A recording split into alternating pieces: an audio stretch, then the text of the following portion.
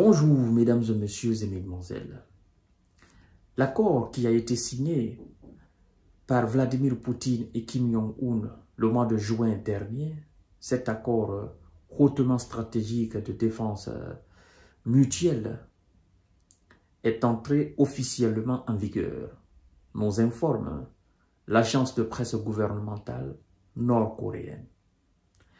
Je comprends dorénavant pourquoi le président Yoon Suk Yeol, sud-coréen, c'est le nom du président sud-coréen, je comprends maintenant pourquoi il a voulu décréter la loi martiale en Corée du Sud. Le monsieur, il tremble. Il ne sait plus quoi faire. Il n'imaginait pas, il ne pensait pas que la Russie et la Corée du Nord pouvaient sortir ce très grand jeu. Lui, il pensait, la Corée du Nord va rester toujours seule. Et en cas de conflit entre nous, les États-Unis sont de notre côté, donc la Corée du Nord officiellement est seule. C'est mal connaître les joueurs d'échecs, c'est mal connaître les experts de ce jeu-là. Je veux parler de Vladimir Poutine et de Kim Jong-un. Mesdames et messieurs et mesdemoiselles, si vous n'êtes pas encore abonné à ma chaîne YouTube Kanteji Visionnaire le vrai, je vous invite à le faire, à activer la cloche de notification pour ne plus rater mes émissions. Mais aussi, je vous invite à vous abonner à ma page Facebook, le géopolitologue, pour vous permettre de suivre mes émissions, vous qui êtes sur Facebook. Et donc, pour tous ceux qui sont sur YouTube, qui ont envie de me suivre aussi sur Facebook, vous écrivez dans votre barre de recherche, le géopolitologue, vous verrez ma tête là, vous cliquez là-dessus et vous vous abonnez, puis vous continuez le visionnage de l'émission. Ceci dit, en passant, c'est très important, parce que nous visions le million d'abonnés afin d'informer le maximum et de sensibiliser autant. L'accord de défense entre la Russie et la Corée du Nord est officiellement entré en vigueur, selon l'agence de presse gouvernementale nord-coréenne. L'accord de défense historique signé entre la Corée du Nord et la Russie en juin dernier est entré en vigueur, a annoncé mercredi l'agence de presse officielle nord-coréenne KCNA. Il scelle le rapprochement de deux pays dans le contexte de la guerre, n'est-ce pas, en Ukraine. Et donc, à partir d'aujourd'hui, c'est-à-dire, oui, c'est entré en vigueur hier mercredi, mais à partir d'aujourd'hui, on ne dira plus que les soldats nord-coréens sont en Russie. Ça ne doit pas fâcher quelqu'un. On ne doit pas en faire un débat. Ça ne doit déranger personne. Tout le monde, tous les pays du monde signent des alliances, signent des accords, conformément aux lois internationales. Demandez qui que vous voulez, quel expert que vous voulez dans le domaine du droit international. Il vous dira, ni la Corée du Nord, encore moins la Russie, n'a violé les lois internationales. J'aime souvent prendre cet exemple sur les pays de l'AES, le Mali, le Burkina, le Niger. C'était dans un contexte pareil aussi. Lorsque les patrons de l'armée nigérienne ont décidé de déposer le préfet de la France, Bazoum, qui était à la tête du Niger, les éléments de la CEDEAO et leurs maîtres, les Occidentaux, ont voulu déstabiliser le Niger.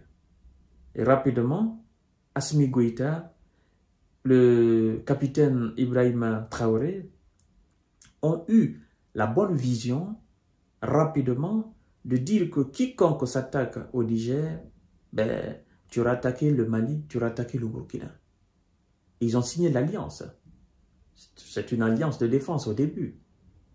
Et après, bon, la Guinée aussi a dit que quiconque attaque le Niger, ben, c'est comme si la CEDEAO n'existait plus.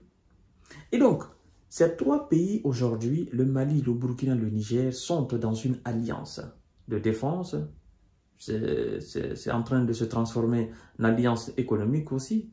D'ailleurs, ils sont dans une configuration de création, n'est-ce pas, de confédération, voire même de fédération. C'est-à-dire que ces trois pays deviennent un seul et unique, dirigés certainement par un seul chef d'État, comme à l'image des États-Unis d'Amérique. Donc, la Russie qui a signé un accord de défense stratégique et d'assistance mutuelle avec la Corée du Nord, je ne vois en quoi cela est un problème.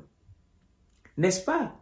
Les États-Unis, la France, l'Allemagne, ces pays européens, la Corée du Sud et le Japon, l'Australie, le Canada sont dans une alliance qu'on appelle l'Alliance transatlantique Nord.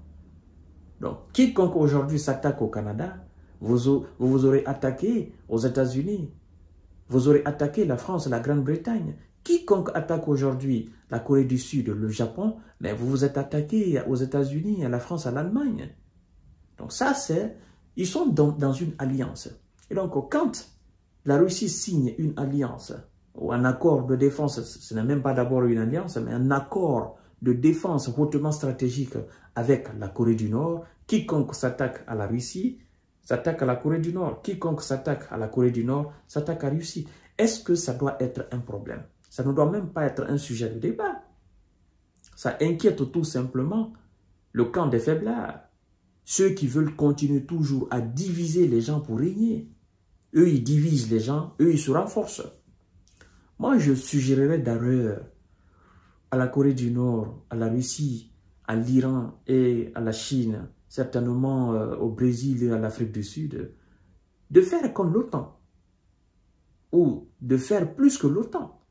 Vous créez une alliance de défense. C'est aussi simple que ça. Bon, ils sont dans une création de monnaie des BRICS, mais une alliance de défense. Genre, quiconque s'attaque à la Russie, s'attaque à la Chine. Tu t'attaques à l'Iran, à la Corée du Nord. Et quiconque s'attaque à l'un de ces pays, à l'image de l'OTAN. Et comme ça, ça devient de la puissance. Vous imaginez la Corée du Nord, la Chine, la Russie, l'Iran, le Brésil et l'Afrique du Sud dans une coalition, dans une alliance militaire à l'image de l'OTAN, ben, ça fera trembler le bloc otanien. Et c'est ça surtout ils ne veulent pas. Mais je crois que les Russes et les Chinois finiront par comprendre que notre salut, notre paix, notre sécurité, notre grandeur se trouve dans notre harmonie, tant bien sur le plan économique que sur le plan de la défense aussi. Donc aujourd'hui, cet accord est entré en vigueur.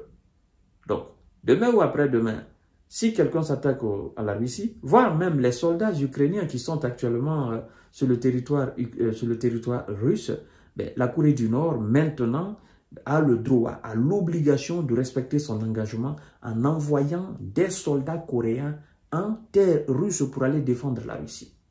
Voilà. M. Kim Jong-un doit dorénavant respecter son engagement et officiellement envoyer des soldats nord-coréens en Russie pour aller défendre la Russie sur le territoire russe. Je dis bien en Russie, sur le territoire russe pour aller défendre la Russie. Je n'ai pas dit ailleurs, je dis la Russie. Voilà. Je vous reviens tout à l'heure pour notre série d'informations de décortiquage. Dorénavant, c'est clair. Et ce n'est plus un sujet, ce n'est plus un débat. C'est terminé, c'est officiel. Le chien aboie, la caravane passe. Partagez la vidéo dans tous les groupes.